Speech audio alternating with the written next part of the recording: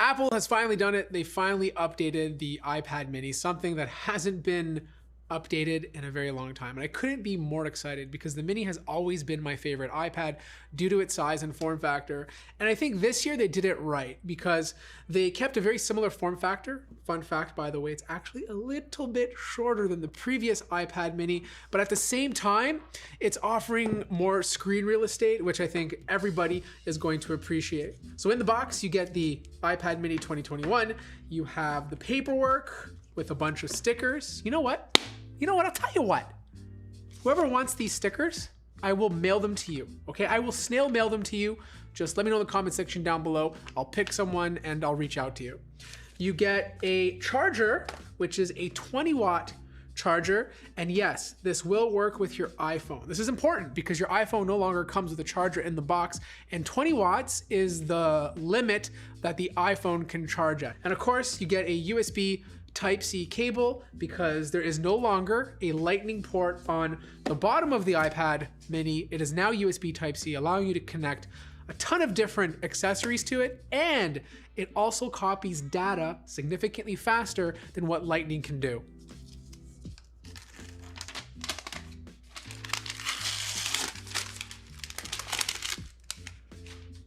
I mean, come on. Look at this thing, right? It's one-handable, like all iPads are one-handable if you really think about it. Like you can hold it in one hand, but I can literally grip this. And I think that's the important thing to take away from this. You can grip this thing. I could probably even fit this in my pocket. Let's see. Yeah, look at that.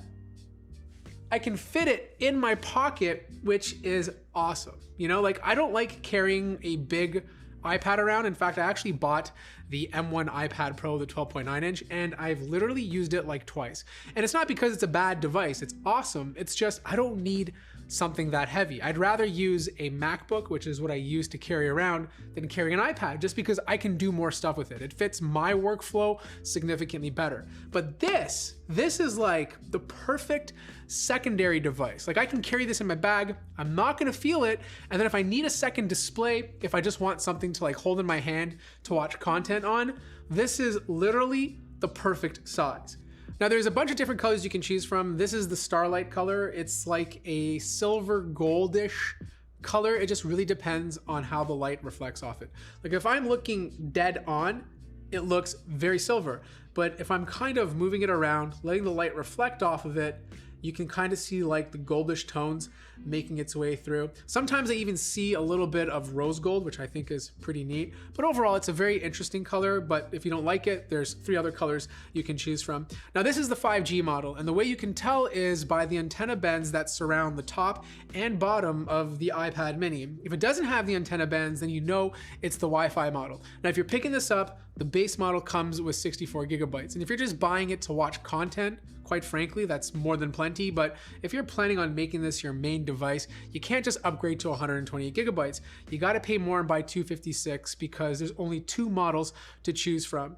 Now, the big advent this year is the ability to use Apple Pencil 2 with it. And this is really cool because the Apple Pencil 2 fits perfectly on the top. Like it literally goes right in between the 2 5G bands. It's like the perfect fit. Like, I don't know, like look at this. Like this is such an awesome little note taker, you know, like you carry this in your bag, you need to jot something down quickly. I wouldn't buy this as like my main device to like sketch and draw on. I figure you probably need more screen real estate, but if you just like need this for notes and like quick sketches, I mean, you just can't beat this combo. Now this year, you get the 12 megapixel camera on the back with an f1.8 aperture, which is very similar to one of the wide cameras that's on the iPad Air. But unlike the iPad Air, you get a better front-facing camera. The iPad Air only has a 7 megapixel front-facing camera that does not support center stage. This new camera on the front is 12 megapixels. It's an ultra wide lens. So if you're talking to somebody, what happens is the camera follows you around. So the way it works is it's ultra wide and it just crops in. So you have like this much space, but because it crops in, there's enough areas that it can follow you to give the effect that the camera is kind of like moving around with you. And this allows you to have more people in the frame because there's more space for it. The camera quality is very good. And overall, I think a lot of people who are doing Zoom calls using this for school are truly gonna appreciate it. I mean, just like, look at these bezels, right? Like this is literally very similar to the bezels you'd find on an iPad Pro, or more importantly, the iPad Air. In fact, I'm gonna put out all three iPads beside each other so that you guys can kind of see the difference in terms of size. So on the left-hand side, we have the 8.3-inch iPad mini, and then in the middle, we have the iPad Air, and then we have the big 12.9-inch iPad Pro. Now, just like the iPad Air, it has 4 speaker grills, okay? But there's only 2 speakers that work. I'm gonna do a sound test between all 3 of these devices, and you guys let me know which one sounds the best to you.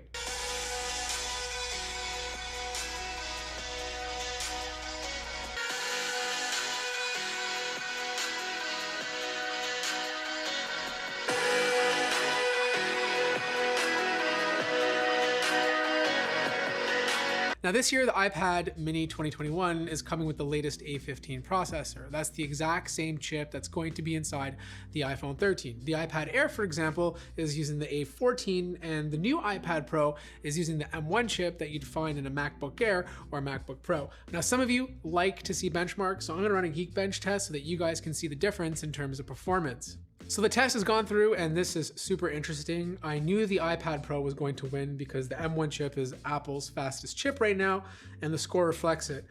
But the Air and the Mini are almost equal. The Air is using last year's A14, the Mini has the latest A15, the same chip that's going in the iPhone 13, and when you look at these scores, they're almost identical. Now, if you dig around a little bit, you can see that the processor is running at 2.93 compared to 2.99. They both have 4 gigabytes of RAM. So that tells me they've done this on purpose for a couple of reasons.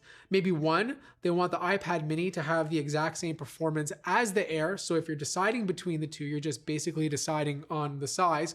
And number two, maybe it has something to do with battery life. If they allow the A15 to run a bit faster on this, maybe they're not meeting their battery targets, so they had to reduce the processor speed in order to compensate. Now, quite frankly, this all means nothing. I promise you, the hardware in all 3 of these iPads are well ahead of what the software can do. None of the software that you download from the App Store right now will push the hardware that these devices are using. They're all fast, no matter which one you decide on. Now, if all you care about is the GPU because you're gaming a lot and you're doing some sort of video editing on these devices, the iPad mini obviously has a faster score than the iPad Air. It's not as significant as I thought it would be, but it's still bigger than what I saw with the single and multi-core clock speeds on the CPU.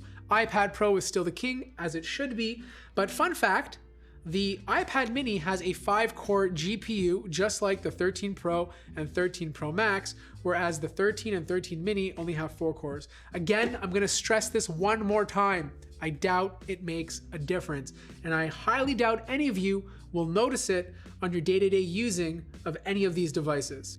So if you were hoping for Face ID, you gotta stick with the iPad Pro. But the Air and the Mini does come with Touch ID. Touch ID is incorporated into the power button, just like the Air is at the top right-hand corner if you're holding it in portrait mode.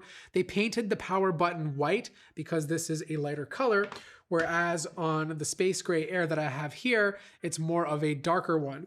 Now, if you were hoping for a different type of display, it's actually the same brightness as the Air. It goes up to 500 nits, doesn't get any brighter than that, which is more than acceptable for outdoor use. The other thing to note is that you do get more pixels per inch on the iPad mini. The text looks a bit sharper. There's 326 compared to, I think, 294. Not a noticeable difference, like you literally have to pixel peep in order to see it. But of course, for you enthusiasts out there, I still want to mention it.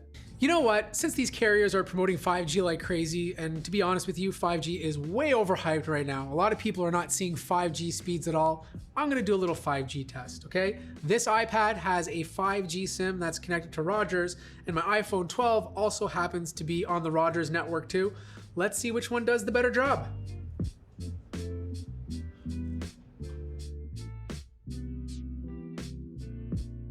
All right, as you can see, those are not 5G speeds, even though technically it's showing 5G. Canada's network still has a long way to go until we see some crazy 5G speeds. Honestly, out of all the iPads that Apple currently offers right now, the iPad mini is hands down my favorite. Like, this thing is pocketable. When you're typing on it, it's significantly more comfortable than the bigger ones.